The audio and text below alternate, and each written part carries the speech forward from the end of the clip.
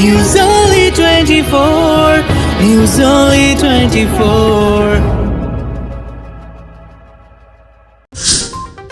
আগামী 10ই মার্চ তৃণমূল কংগ্রেসের ব্রিগেড সমাবেশ সফল করতে তৃণমূল ছাত্র পরিষদের পক্ষ থেকে প্রস্তুতি সভা হয়ে গেল পাকুয়াহাট ডিগ্রি কলেজে।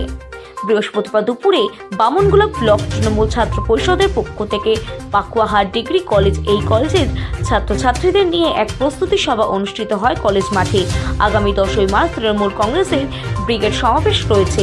সেই ব্রিগেড সমাবেশকে সফল করতে এদিনের এই প্রস্তুতি সভা করা হয় তৃণমূল ছাত্র পরিষদের পক্ষ থেকে। এদিন এই প্রস্তুতি সভায় উপস্থিত ছিলেন তৃণমূল ছাত্র পরিষদের জেলা সভাপতি প্রসূন রায়, বামনগোলা ব্লক তৃণমূল ছাত্র পরিষদের সভাপতি টোটন দাস, বামনগোলা ব্লক যুবক তৃণমূল কংগ্রেসের সভাপতি সমীশ কর্মকার সহ অন্যান্যরা।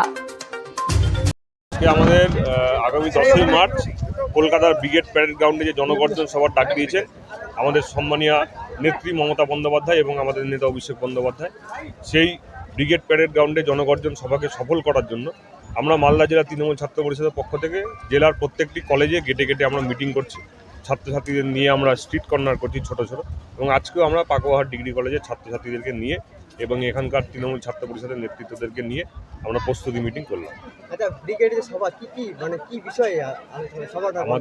আমরা প্রত্যেকে জানি যে বিগত কয়েক বছর ধরে আমাদের কেন্দ্রের কাছ থেকে রাজ্যের যে প্রাপ্য যে বকেয়া, সে বকেয়া তারা দিচ্ছে না, এবং বিগত দিনে এই জন্য দিল্লি বুকে আন্দোলন হয়েছিল, তারপরেও তারা সেই বকেয়া বাংলার আটকে রেখেছে, এবং এই বকেয়া এখন বর্তমানে মমতা বন্দ্যোপাধ্যায় সরকার মিটিয়ে দিয়েছে, কিন্তু যেটা প্রাপ্য সেই প্রাপ্যটা কিন্তু এখনো পর্যন্ত আমরা পাইনি। সেই প্রাপ্যটা বুঝে নেওয়ার জন্যই হাজার হাজার লক্ষ লক্ষ মানুষ, প্রায় 20 থেকে 25 লক্ষ মানুষের জমায়েত ব্রিগেড প্যারেড গ্রাউন্ডে হবে। সেই সকল সমবেত জমায়েতের মধ্যে থেকে যে জনগর্জন, যে জনহুঙ্কার তৈরি হবে, সেই জনগর্জনের ভয়ে যদি বিজেপি সরকার টাকাটা আমাদের রাজ্য সরকারের যে প্রাপ্য সেটা দেয়, সেই আশাতেই আমাদের ব্রিগেডের জনগর্জন সভা অনুষ্ঠিত হবে।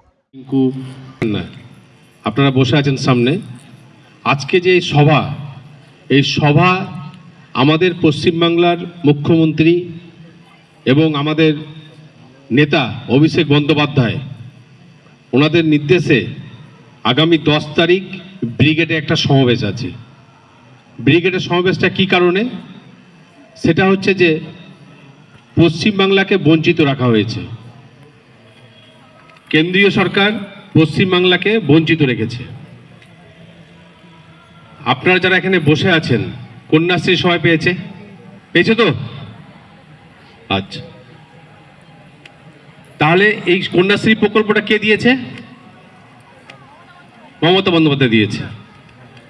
আমাদের কিন্তু রাজ্যের মুখ্যমন্ত্রী মমতা বন্দ্যোপাধ্যায় কন্যাশ্রী যেমন দিয়েছে, স্টুডেন্ট ক্রেডিট কার্ড সেটাও উনি করেছেন, সাইকেল সেটাও পেয়েছেন